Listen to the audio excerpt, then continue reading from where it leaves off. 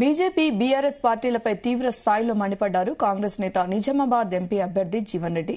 కాంగ్రెస్ పార్టీని అణగదొక్కేందుకు ఇరు పార్టీలు కలిసి కుట్రలు చేస్తున్నాయని ఆరోపించారు.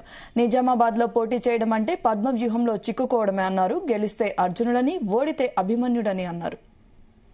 కమిట్మెంట్తో గవర్నమెంట్ పనిచేస్తుంటే నిన్నటి దాకా ఏదైతుందో ఎన్నికల్లో మొత్తం పార్టీని పట్టుకపోయి టీఆర్ఎస్ పార్టీని బీజేపీకి కుదోబెట్టిండ్రా. ఆ టీఆర్ఎస్ బీఆర్ఎస్ అదేందో తెలియదు నాకు బీఆర్ఎస్ పట్టుకపోయి ఏం చేసిండ్రు, బీజేపీకి కుదోబెట్టిండ్రు. ఇప్పుడు దాన్ని ఇడిపించుకోవాలి కదా. రేపు మళ్ళీ స్థానిక సంస్థలు వస్తున్నాయి.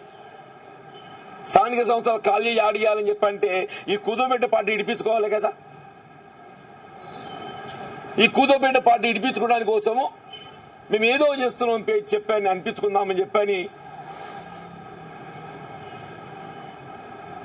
రైతు దీక్ష నిరసన కార్యక్రమాన్ని నాకు ఆశ్చర్యం కలుగుతుంది అంటున్నాను.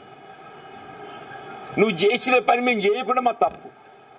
ఏదైతే నువ్వు గత ప్రభుత్వ హయాంలో నువ్వు అమలు చేసింది మేము చేయలేకుంటే you can find fault with us.